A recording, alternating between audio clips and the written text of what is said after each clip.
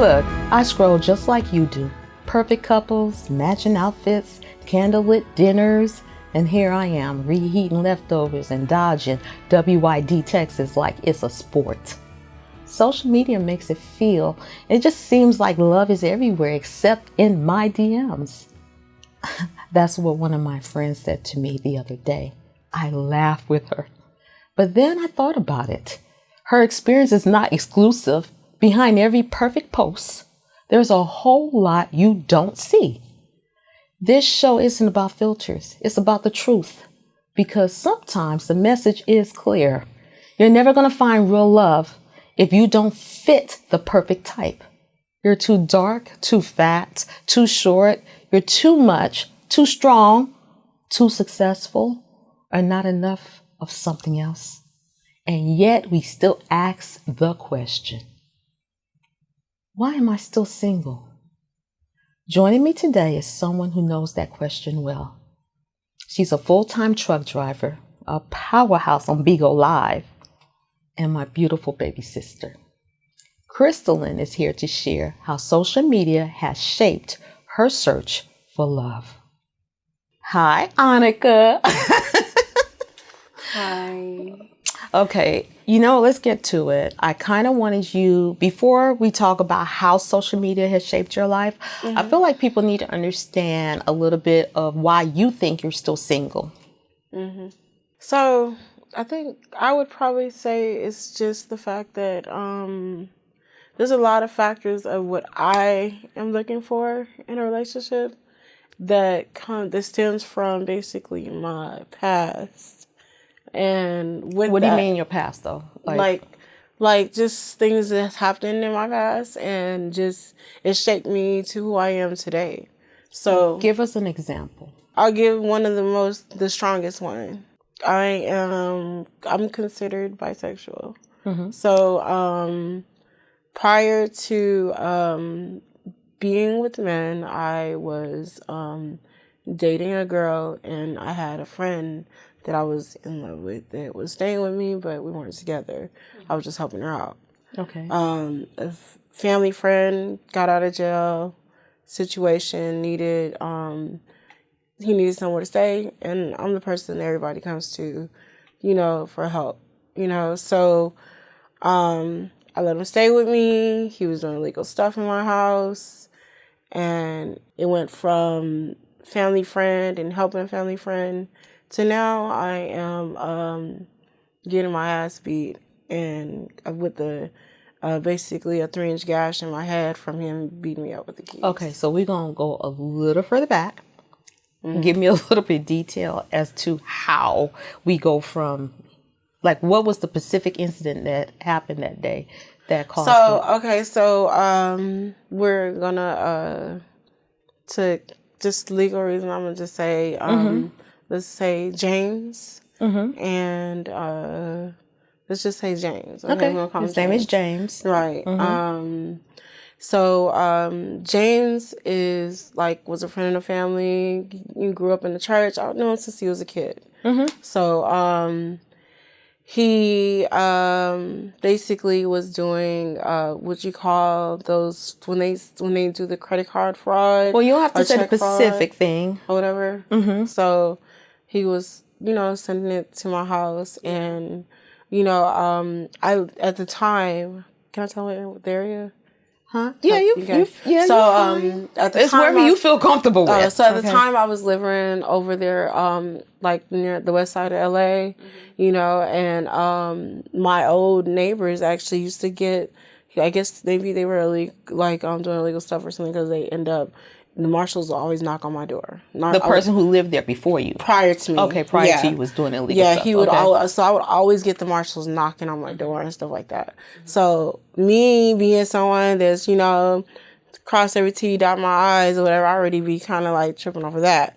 Now, for me to bring in someone who's getting out of jail and help you out, and you go and do illegal stuff in my house, and I'm not with that, because I don't do that. I don't do any of that stuff. So I basically do return to sender on everything. Okay. So it angered him, And, you know, It angered him when you put return to sender and he yeah, found out. Yeah, and he found Okay. out that I did the return to sender on everything. And Kim and the friend of mine was actually Well, we don't have to do her name, but your friend who was, so she was staying with you. My friend that was staying with me, Okay. she actually, they knew each other. They were real close. Because they both gangbanged and all that stuff. So, me being around a lot of women and strong women in my life, you know, I kind of gravitated more to women also. So, never had a male figure, never had a man to protect me. So you believe that growing up with a lot of strong women around you made you more I was attracted to. Okay, I was attracted to, like, I'm not saying that I've never been with a man prior to that, but I wasn't as attracted to him as I was to women at the time. But that was also because I never grew up, never had a father, never had, in my life, never had a protector, a male protector, none of that. I could never tell you a man that protected me in life, a man that had stood up for me. I couldn't tell you, but I could tell you a woman that has. Mm-hmm. You know, so safety has always been through a woman. Okay. So, but I'm also, so that stems my daddy issues and all that stuff, you know, so, but I noticed that I wanted dominance. I wanted control. I wanted, you know, I seek control. I seek dominance, things like that. Mm-hmm. So those type of things would stem in my relationships. I would want that too, because of that, you know, and, when all of that happened, there was a time where now we're going through the process of taking him to jail and all that. And, he doesn't go to jail. Instead, they basically, I won't say deem him as a victim, but I guess, you know, that during court, the judge deemed him as a victim by his actions. Yes. Mm-hmm.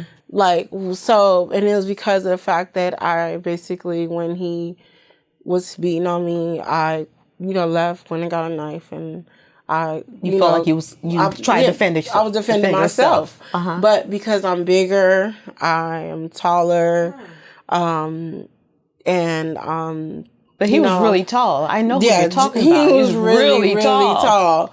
But I'm considered bigger or whatever.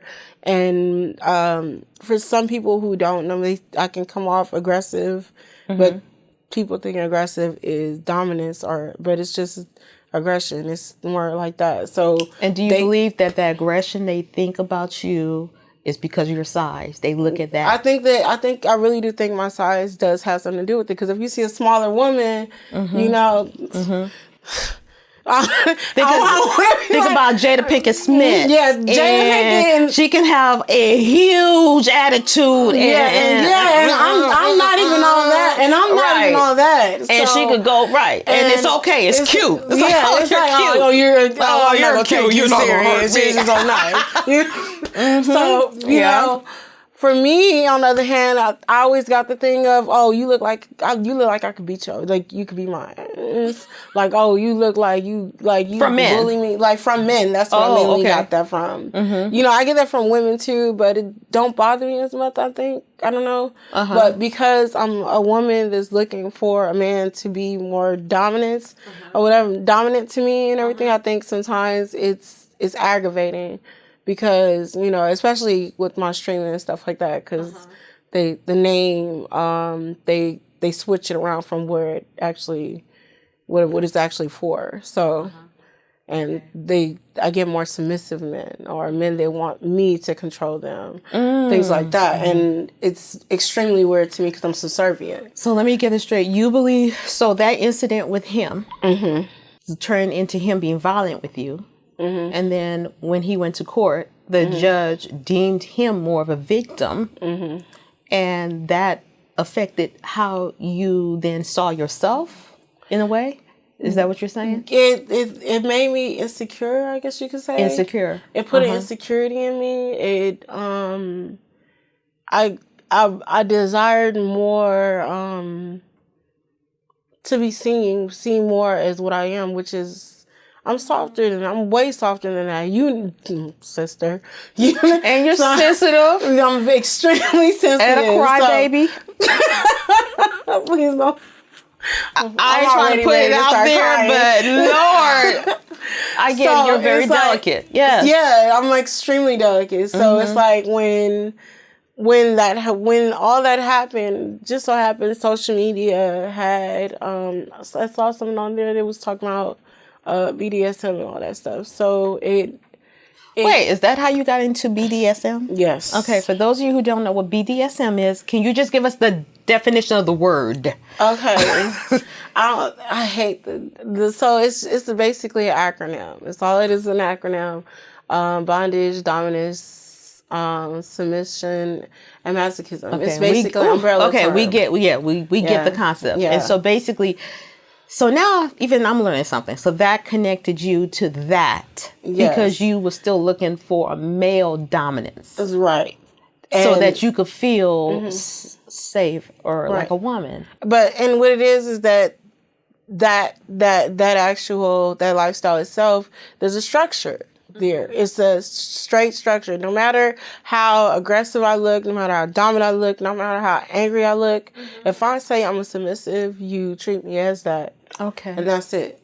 And that's what attracted you to the lifestyle. Yes, because it gave me that structure that I needed, and in that world, they treat me as such. Oh, I see. Okay. Now, how social media, with now all of that taken in, how does social media, the way it works, affect you now? So now, it's kind of like I feel like it beats at me sometimes in a way, because it you hear men talking about what do you offer to the table? You hear them talking about that you have to fit this certain what's that, the old way a woman looked, the way she looked, the body type and all that. So Black women are too big nowadays. They're not small like they used to be. They're not as submissive, all this stuff. And it's just, for me, it made me question myself a lot. Am I submissive, really? Am I, it made me more being, the whole daddy issue thing, and me knowing that that some men aren't attracted to a bigger woman. And I really believe that. I don't care how much social media tells me, oh, we love big women, but I see you with a skinny woman as your baby mama and your ex-wife or whatever, but you saying you like big women. But then when it comes down to her giving that same confidence or something like that and saying something like, oh, I need something or whatever in that form, and you're more like, why would I do that for you? Like, you don't even fit the mold. They give that attitude. So men in general, and I know some of this because we spoke about it before. Men in general don't tend to pursue you with a sense of like, I'm going to take care of you or pay for you. It's more like, what so can you because do for you're me? big, they want like, what can you do for me? Right. And I will say this, listening to some of my friends and having this conversation with you and other people, I find that everybody finds that they have something. It's something for them. They're like, I'm not getting this or I'm not getting that either. So they find their insecurities amplified. I could say that.